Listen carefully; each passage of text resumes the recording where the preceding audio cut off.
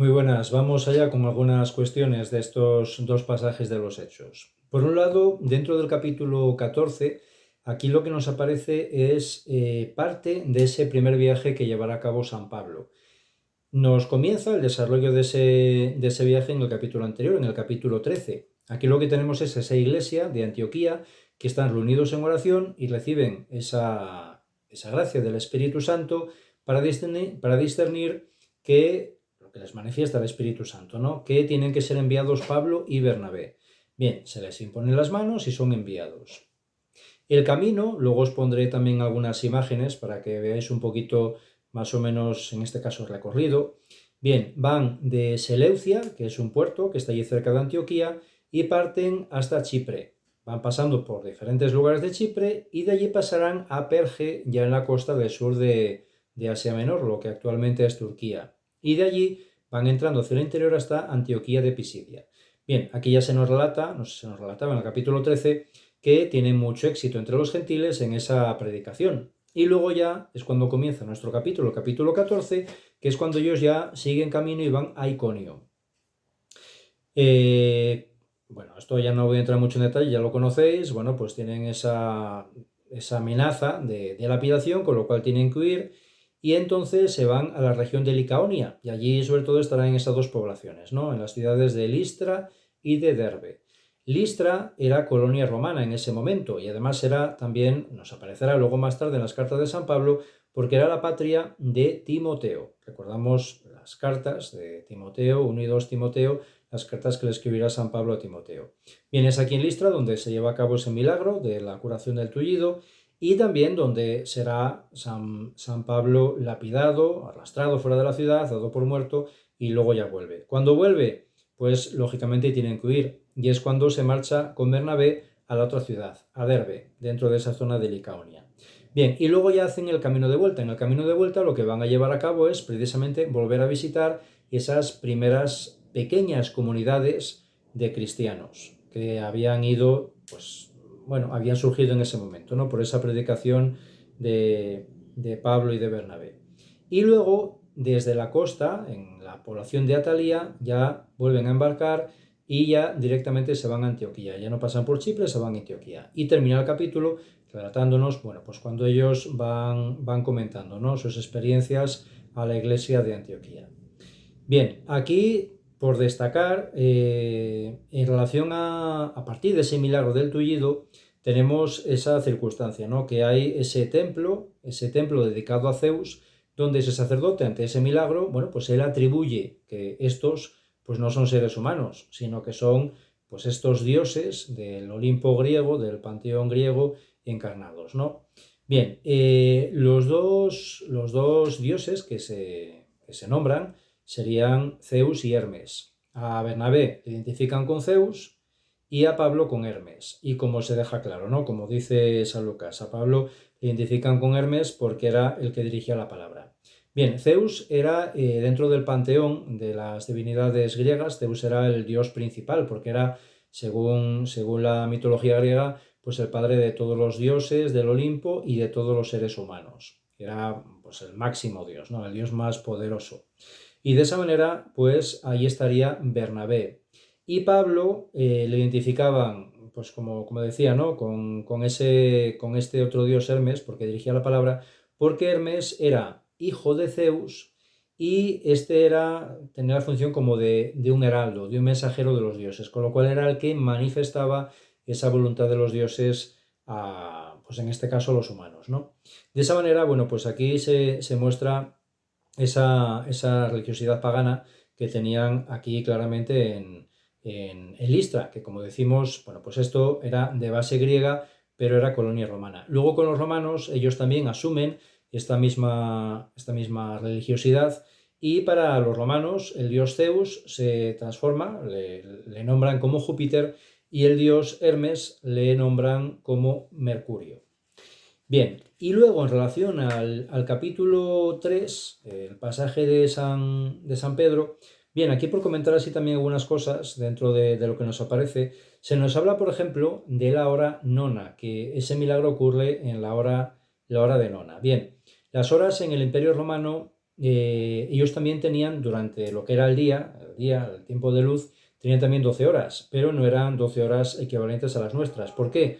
Porque eran 12 horas que comenzaba ese recuento del tiempo desde el amanecer hasta el atardecer. Es decir, que esas horas no tenían un tiempo determinado como nuestras horas, que son 60 minutos, cada minuto 60 segundos, sino que dependían un poco del momento del año. Claramente, en verano esas horas eran más largas y en invierno esas horas eran más cortas. Entonces eran 12 horas, desde el amanecer hasta el anochecer. Bueno, ahí por ejemplo está el claro ejemplo de lo que utilizaban, ¿no? Que era ese reloj de sol, que era totalmente fidedigno porque evidentemente se basaba en el sol. Bien, entonces, dentro de las horas, pues estaba la prima, la segunda, la tercia, la cuarta, la quinta, la sexta, etcétera, etcétera, etcétera, hasta la duodécima, 12 horas. La prima se correspondía con el amanecer, la duodécima se identificaba con el atardecer o con el anochecer. Y luego entre medias iban las demás, distribuidas dentro del día. Con lo cual aquí se nos habla de la hora de nona. La hora de nona era sobre más o menos las 3 de la tarde. Porque luego estaban esas otras horas, que había algunas que eran muy claras. Por ejemplo, la hora de séptima era justamente la hora del mediodía. Cuando el sol estaba más alto en el cielo, esa era la hora séptima.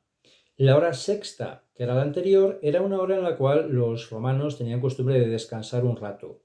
Y de ahí, de la hora sexta, nos viene a nosotros el término siesta, porque era ese descanso que tenían los romanos que nosotros identificamos a través de ese nombre, ¿no? Siesta por sexta.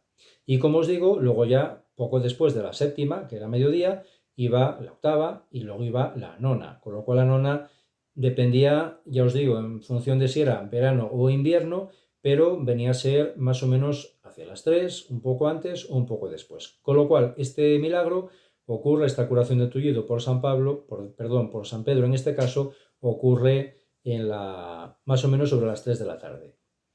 Y luego por la noche, pues ya variaba la cosa. Por la noche ya tenía lo que eran las vigilias. Ya no se dividía en esas horas, porque bueno, pues era un tiempo en el cual habitualmente la gente, pues digamos, no tiene tan en cuenta, ¿no?, la hora, porque ya ahí no hay tanta actividad. Con lo cual se dividía en 4 vigilias, que eran las 4 vigilias que sí se llevaban a cabo en el ámbito militar, en el ejército. Con lo cual era ya, en este caso, un lenguaje militar.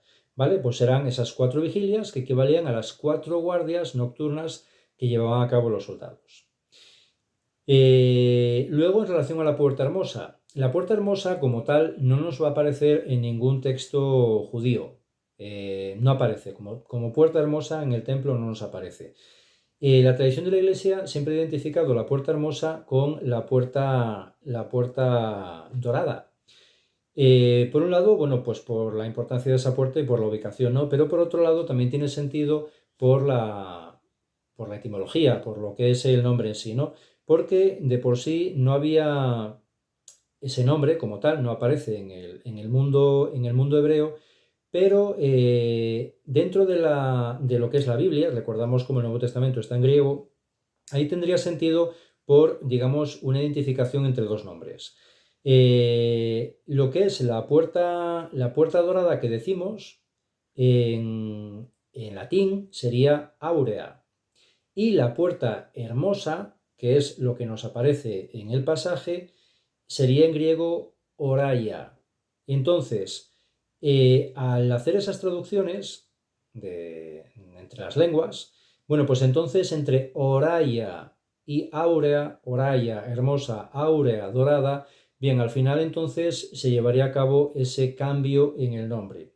Bien, es una hipótesis, ¿no?, a nivel lingüístico, de por qué aquí nos aparece entonces la puerta hermosa en vez de la puerta dorada. Pero ya os digo que en la tradición de la Iglesia siempre se ha identificado con esa puerta dorada. Bien, esta puerta dorada, también os pondré algunas imágenes, era la única puerta que daba dentro de lo que es la estructura, la plataforma del templo, era la única puerta que daba al este, es decir, hacia el Monte de los Olivos, ¿vale? Esta puerta, que tenía mucha importancia, fue cerrada y sigue cerrada, sigue totalmente bloqueada, desde el año 1541 por mandato de Suleimán el Magnífico, cuando fue la invasión de los otomanos. ¿Y esto por qué? Pues porque había una profecía en el ámbito judío que decía que el Mesías entraría por esa puerta. Vendría desde el este, recordamos también la simbología, ¿no? Del sol naciente que sale por el este. Bien, bueno, pues en la tradición judía se hablaba de esto, ¿no? De que este Mesías llegaría a Jerusalén entrando a través de la puerta dorada. Y de esa manera, bueno, pues para evitar que eso se llevara a cabo, evidentemente, dentro del dominio musulmán, si llegara ese supuesto Mesías de los judíos, pues evidentemente ese Mesías sí lo que iba a hacer era librar al pueblo de Israel y reinar. Con lo cual, para evitar, por si acaso, entonces Suleimán decide bloquear totalmente esa puerta y además, para evitar que por circunstancias históricas eso pues lo pudieran derribar, lo que hace es llevar a cabo, edificar todo un cementerio en la parte exterior, alrededor de esa puerta. ¿Por qué? Porque los judíos tenían ese tabú en relación a los muertos, a los cadáveres, y un sacerdote, o un gran rabino, o en este caso mucho más el Mesías, el enviado de Dios, pues para no caer en impureza ritual no podría atravesar un cementerio, con lo cual no estaba solo esa puerta tapiada, sino que todo alrededor, por la parte exterior, estaba rodeada de tumbas, con lo cual para ese Mesías de esa manera le sería imposible acceder por ahí manteniendo su pureza. Bueno, pues esto se mantiene hasta el día de hoy, con lo cual pues esta puerta dorada, sigue estando ahí tapiada. Y bueno, pues es un poco el sentido, ¿no? El sentido de que a día de hoy todavía, bueno, por cuestiones históricas siga de esa manera, porque recordamos cómo toda la zona de la explanada del templo sigue siendo territorio musulmán, eso no es judío. Bueno, pues son estas cositas que os quería comentar, ¿vale? Y luego ya más adelante ya pondré ya mi comentario personal.